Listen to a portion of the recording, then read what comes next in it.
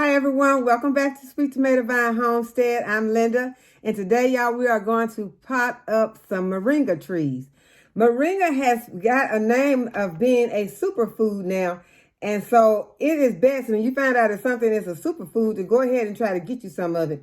And so I am potting them up. I started with some potting mix, some starter mix, and I just popped in 2 of the moringa seeds that I had soaked overnight, and I am pushing them down. I'm just putting them on top of the soil and then pushing them down into the soil and covering them back up. I used a potting medium that I made myself from some peat moss and vermiculite, perlite, and I just mixed them together because the seeds have what they need to germinate. So it don't take a lot of fertilizers or anything like that once you're starting. You just need a fluffy soil that they will be able to push through and to germinate. So you can look online to see some of the benefits that moringa has. I like to use it for hair and skin. So you might look and find some things that will be beneficial to you. And like I said, I'm not a doctor, and I can't tell you to go out and just get this because it does this or that, because I'm not, I don't know that it does a lot of different things. I just know that I do like it on my hair and on my skin. So that's why I'm planting up some trees, and I'm going to put them in the greenhouse. And I went ahead and I started them off the video so that it would save time. So I am finished potting up my moringa seeds. But I also, because I like it, I've already been purchasing some moringa products, the oil, and I like to take the vitamins. And so I was just, going to, like I said, get something that you can produce yourself. You can make it yourself, grow it yourself. You will not have to constantly go and order these products if you are able to make your own products. You can make your grow your moringa, get your leaves, grind them up, put them in capsules, or add them to some carrier oil, and put it on your hair, your skin, or however you decide to use it. But what we're trying to do is to be more sustainable and not have to purchase things that we can make ourselves. Okay, and the next thing that I want to do is to get some more of the sweet potato slips started. And I was in my potato bin, and I saw that the potatoes in there are beginning to look like this.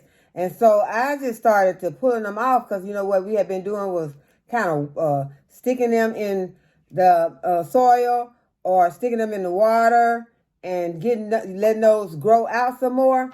But I was like, okay, well, why wait? Let's try something new, because that's what it's all about, is learning, experimenting, seeing if what will work. And the time is fast approaching that we'll be needing to have some sweet potato slips to plant in the garden, because I looked, in our last frost date for my area is March the 20th. And so the time is fast approaching. So I want to make sure that I have enough sweet potato slips. And I've got some already that have grown really good. We did those together. But I went ahead and I grabbed those out. And this is what I ended up with from the potato bin. And so we're going to go ahead and we're just going to stick them in this soil. Get me a nice foundation. I don't think I got these stuck far enough down in there. I want to get them kind of deep so they can get a good root, push them around so they don't bump all up on each other. I want to give them the best chance that I can give them to put some more soil in this one. I moistened my soil, but seems to be drying out. So I'll go ahead and stick that in there. And then after I get them all in here, I'll water from the bottom. But there's another one. It has some slips growing on it also. And they may not be big slips, but they're still slips, y'all. So we're going to stick those in. Even that little bitty short one like that. And we're going to see what happens. I'll bring y'all back and show y'all what happens. But I'm sure, I don't see any reason why they won't grow and make. It may not be the biggest, it may not end up being the biggest, but sweet potato slips do grow really fast. So I'm thinking that they'll do really good. And they've already got their little leaves on them. So I believe that they'll do really good, and we'll be having a lot of sweet potato slips to plant once the frost is gone.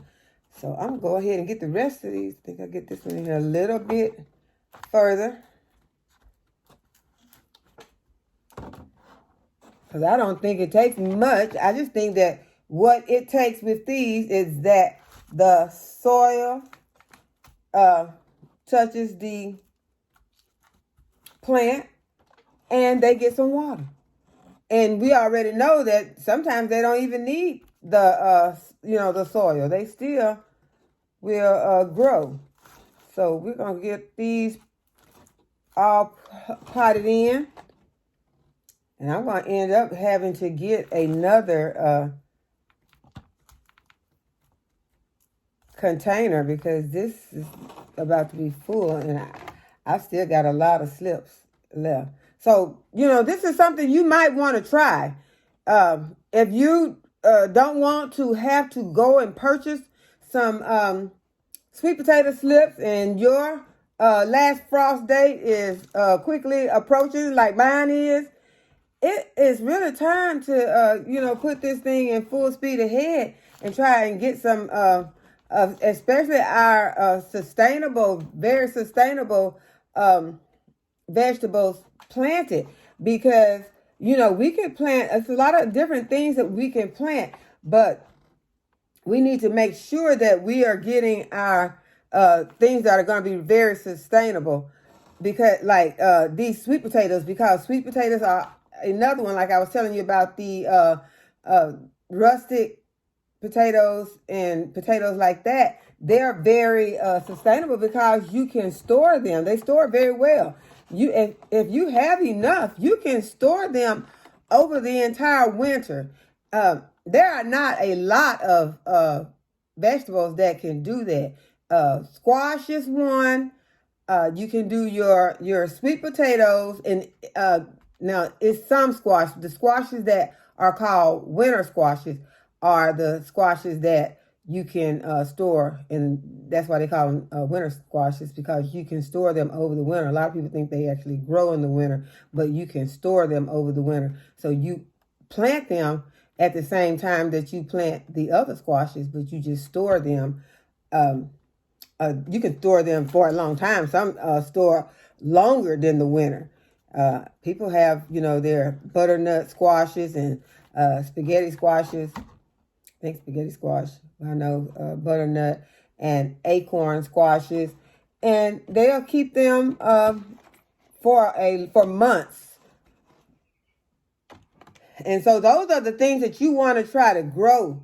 That you will be, you want to grow the other stuff because we want to enjoy our stuff like watermelon, cantaloupe, honeydew melon, things like that. But those things will not store at all. You can't store. Well, you could, I guess, because people have started canning watermelon rind. I canned some. It tastes okay, but that's not going to be a sustainable food. If you were having a situation and you were looking for something that was going to sustain you and your family, I don't think that wouldn't be the first thing you go to was to canned watermelon rinds. But those sweet potatoes would be very delicious if, you were having a situation and you needed something to eat, and it would hold you over longer. You would be able to go to work and do some things after just eating some sweet potatoes or some russet potatoes. There's so many different ways to prepare them. There's so many ways that you can prepare your squashes.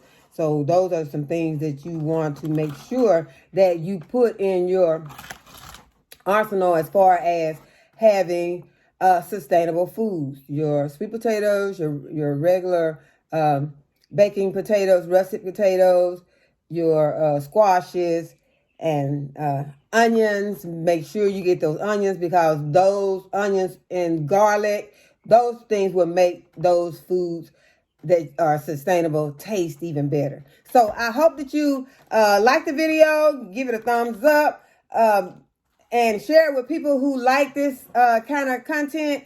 And I hope to see you all in the next video.